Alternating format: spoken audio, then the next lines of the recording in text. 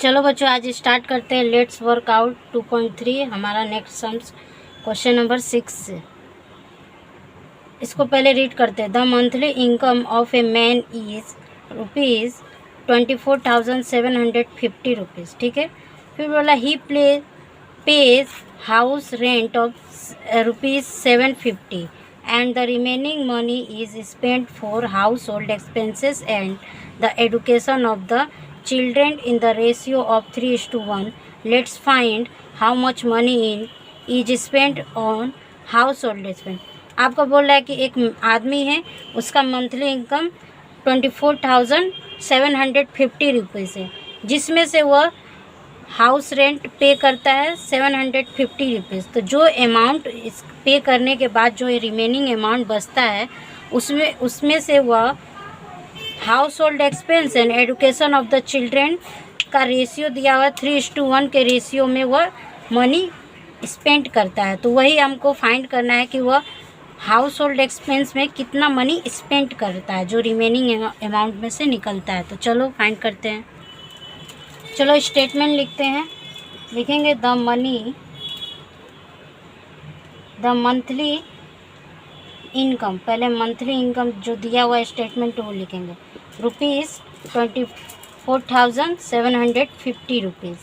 फिर बोला है कि ही पे हाउस रेंट। हाउस रेंट वो कितना पे करता है? ₹750। तो हम लोग रिमेनिंग अमाउंट निकाल लेंगे।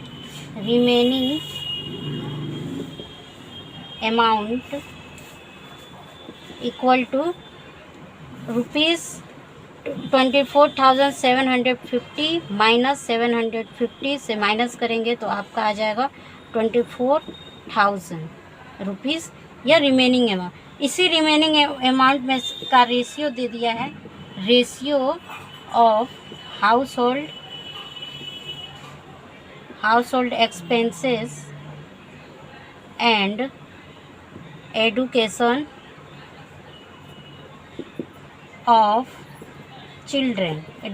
of children दिया है 3:1। तो यहाँ से हम लोग प्रोपोर्शनल एडिशन निकालेंगे। प्रोपोर्शनल एडिशन कैसे निकालेंगे? 3 + 1 = 4। फिर फाइंड करेंगे then money is spent on household expenses. कितना था? हाउस होल्ड एक्सपेंस का रेशियो दिया था 3, प्रोपोर्शनल एडिशन 4 निकला है। मल्टीप्लाई कर देंगे 24,000 से। ये आपका 6,000 टाइम्स कट गया। इससे मल्टीप्लाई करेंगे 6 3 × 18 और 000, यानी 18,000 रुपीज़ वह हाउस होल्ड एक्सपेंस में स्पेंड करता है, हाउस होल्ड एक्सपेंस में खर्चा करता है। ठीक है, यही हमारा आंसर होगा।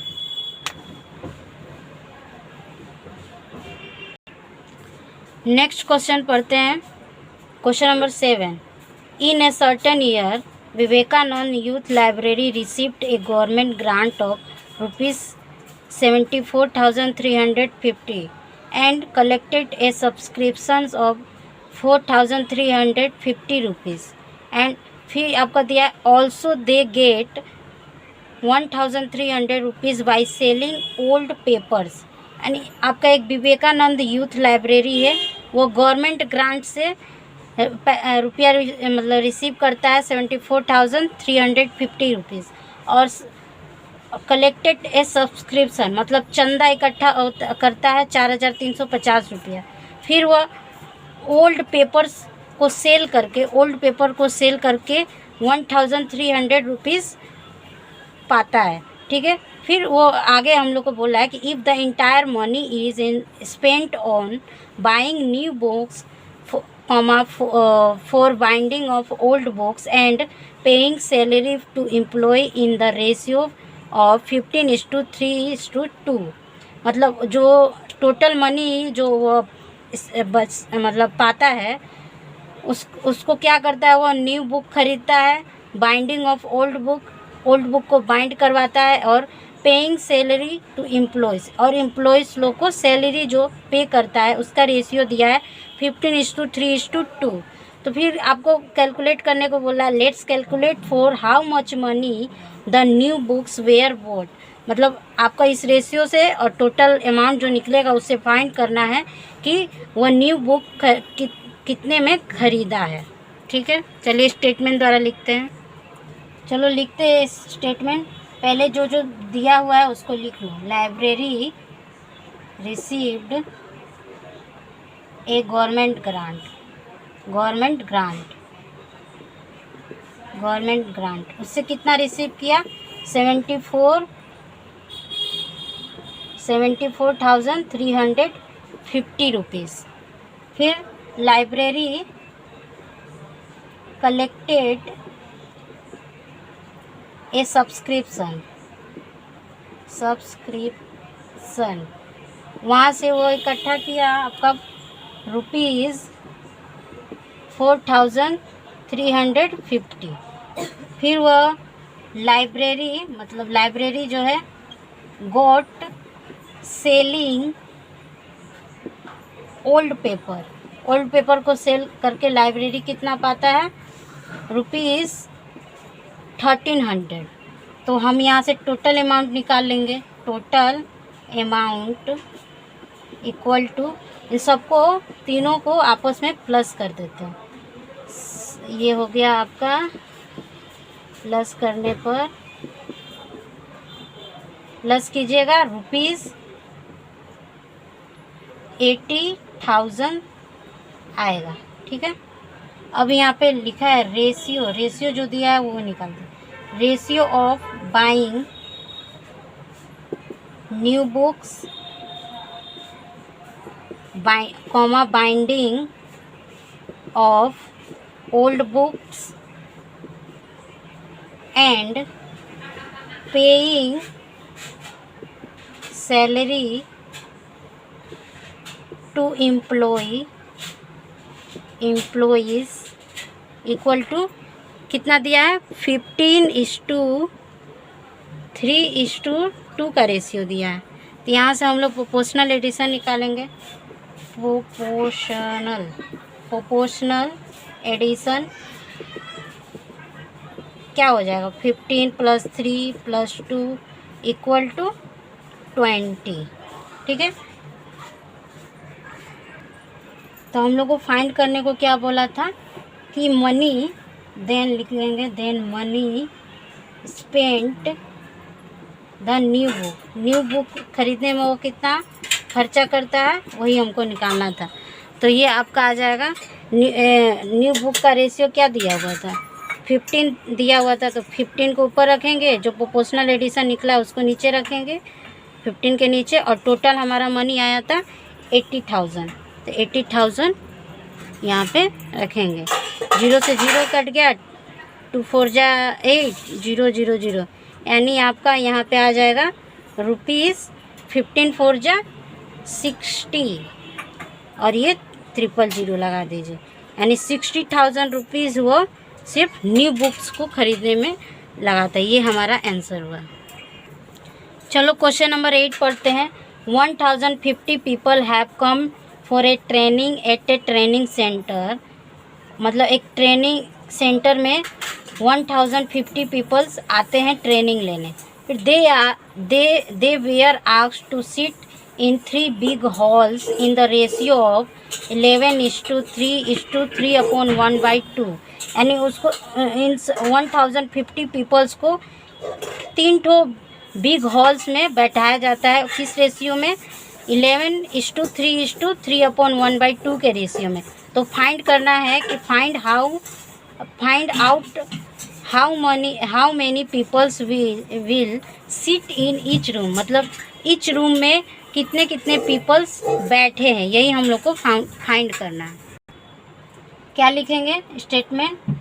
Total people equal to 1050। फिर रेशियो क्या दिया है? Ratio of 3 big halls. Ratio of 3 big halls क्या है 11:3:3/2। पहले इसको सिंप्लीफाई करते हैं, ठीक है। 11 को रहने देते हैं वैसे ही, 3 को वैसे ही, इसको मिक्स फ्रैक्शन को हम लोग सिंपल फ्रैक्शन में चेंज करेंगे तो ये 7/2 हो जाएगा। 3 2 जा 6, 6 में 1 प्लस करके 7/2। अभी भी इसको फ्रैक्शन में रेशियो को नहीं रख सकते। 2 को क्या कीजिए, इन दोनों से मल्टीप्लाई कर दीजिए बारी बारी से। 11 से मल्टीप्लाई होगा 22 आ जाएगा, इससे मल्टीप्लाई होगा तो 6 आ जाएगा बाई 7। ये हो गया हम लोग का चेंजेस, ठीक है। अब हम लोग इस मेन जो हम लोग का रेशियो आया है इसका प्रोपोर्शनल एडिशन निकालते हैं। प्रोपोर्शनल एडिशन, प्रोपोर्शनल एडिशन कैसे निकलेगा, तीनों को आपस में प्लस कर दीजिए। तीनों को जब आपस में प्लस कीजिएगा 35 आएगा। अब यहाँ से हम लोग ईच मतलब प्रत्येक सभी का बोला था, तीनों होल का बोला था कि कितने कितने पीपल बैठे, तो people seat in first halls. तो फर्स्ट हॉल का रेशियो 22 है और प्रोपोर्शनल एडिशन 35 आया है। इसको मल्टीप्लाई कर दीजिए टोटल पीपल से, तो ये आपका आ जाएगा, ये आपका 30 टाइम्स कटेगा, काटिएगा। 22 को 30 से मल्टीप्लाई कीजिए 66 यानी 660 पीपल्स फर्स्ट रूम में बैठे हैं। फिर हम यहाँ से फाइंड करेंगे people seat in second hall लिखिए, ठीक है। तो सेकेंड हॉल का क्या है रेशियो 6 है, 6/35 हो जाएगा और टोटल पीपल से मल्टीप्लाई कर दीजिए तो यहाँ से आपका निकल जाएगा 6 3 जा 18 यानी 180 पीपल सेकेंड रूम में बैठे हैं। और यहाँ से हम लोग थर्ड हॉल का निकाल लेते हैं। People seat in third hall equal to third hall का रेशियो 7 है, तो 7/35 मल्टीप्लाई 1050, यहाँ से मल्टीप्लाई करेंगे 7 3 जा 21 और ये 0 लग जाएगा। तो 210 पीपल थर्ड रूम में बैठे। ये हमारा ईच पीपल का निकल गया कि तीनों रूम में कितना कितना बैठे हैं, ठीक है। यही हमारा सोल्यूशन है। क्वेश्चन नंबर 9 पढ़ते हैं। ₹12,100 is divided among Madhu, Manas, Kuntal and Indra in the ratio of 2:3:4:2। मतलब ₹12,100 को मधु, मानस, कुंतल और इंदिरा में इस रेशियो में डिवाइड किया गया है। उसका रेशियो क्या है 2:3:4:2 का रेशियो में डिवाइड किया गया है। तो आपको कैलकुलेट करना है कि calculate how much each will get, मतलब चारों जन को कितना कितना रुपया मिला। मधु, मानस, कुंतल और इंदिरा को 12,100 में से कितना कितना रुपया मिला। तो चलिए इसको फाइंड करते हैं। चलो स्टेटमेंट लिखते हैं। पहले लिखेंगे total money equal to 12,100 rupees. फिर रेशियो लिखेंगे, ratio of Madhu, Manas, Kuntal and Indira equal to 2:3:4:2 का रेशियो दिया है। यहाँ से प्रोपोर्शनल एडिशन निकालेंगे। प्रोपोर्शनल एडिशन इक्वल टू इन चारों को आपस में प्लस कर देंगे लाइन बाय लाइन, तो ये आपका आ जाएगा 11, ठीक है। अब यहाँ से हम लोग ईच का निकालते हैं, यानी चारों जन का निकालते हैं। मधु गेट मनी इक्वल टू 2/11। मधु का आपका रेशियो 2 था, प्रोपोर्शनल एडिशन नीचे हो गया। ऐसे जब मल्टीप्लाई करेंगे तो आपका कुछ ₹2,200 आएगा, ठीक है। अब हम लोग सेकेंड कौन है, मानस, तो मानस का निकालते हैं। मानस गेट मनी, मानस का रेशियो 3 दिया है, 3/11 इंटू टोटल मनी, तो ये आ जाएगा आपका 3,300 रुपीज़। ठीक है, फिर हम लोग थर्ड वन कुंतल का निकालते हैं। Kuntal get money equal to, Kuntal का रेशियो है 4/11, तो ये भी आपका आ जाएगा 4,000 रुपीज़, 4,400। फिर हम लोग इंदिरा का निकालते हैं। Fourth one Indira get money equal to, Indira का कितना रेशियो 2 है, 2/11, तो ये हो जाएगा आपका, इसका आ जाएगा ₹2,200, यानी हम लोग का चारों का निकल गया। ये हमारा आंसर। चलो 10 नंबर क्वेश्चन रीड करते हैं। Sum of the 3 angles of a triangle ABC। एक ट्राइंगल ABC तुम्हारा दिया हुआ है, उसका तीनों एंगल्स का सम्स दिया हुआ है 180 डिग्री। फिर आपका बोल रहा है कि the ratio of angle BAC comma angle ABC and angle ACB is 3:5:10, यानी तीनों एंगल का रेशियो दे दिया है 3:5:10।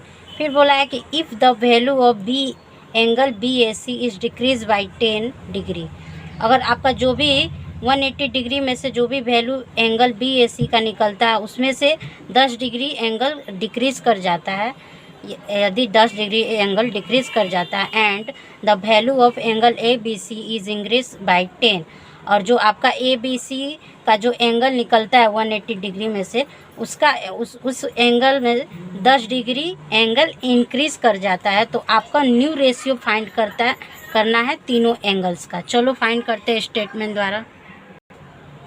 चलो स्टेटमेंट लिखते हैं। The sum of the 3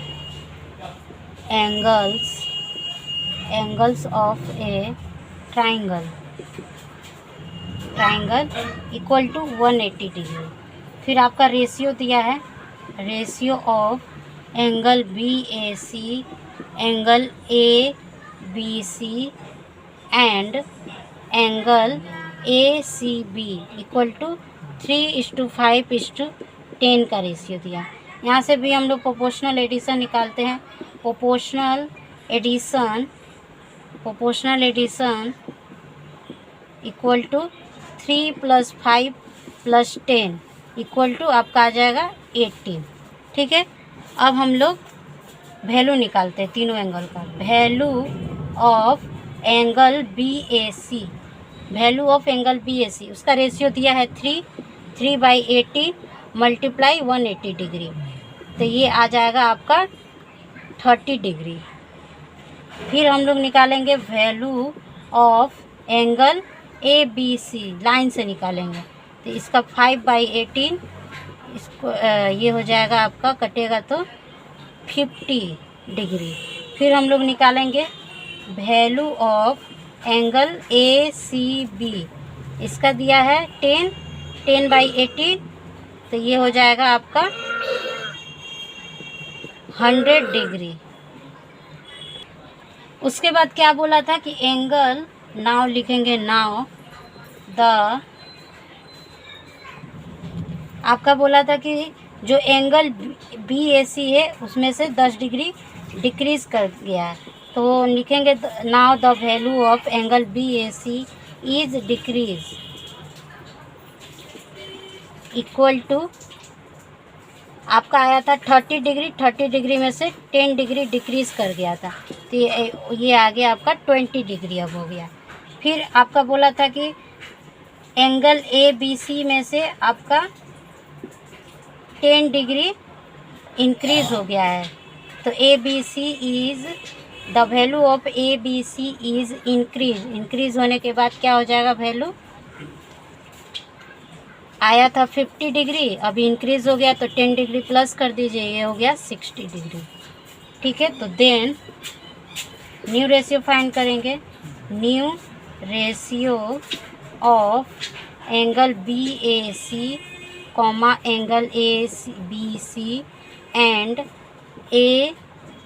angle ACB equal to कितना हो जाएगा, 20 डिग्री रेशियो 60 डिग्री, और एंगल ACB में कुछ नहीं बोला था चेंजिंग के लिए, तो उसका रेशियो 100 डिग्री आया था, तो वो ऐसे ही रह जाएगा। 0 से 0 काटिए, फिर 2 से काटिए, 2 1 जा 2, 2 3 जा 6, 2 5 जा 10, यानी न्यू रेशियो क्या है 1:3:5, 1:3:5। ये हमारा आंसर है।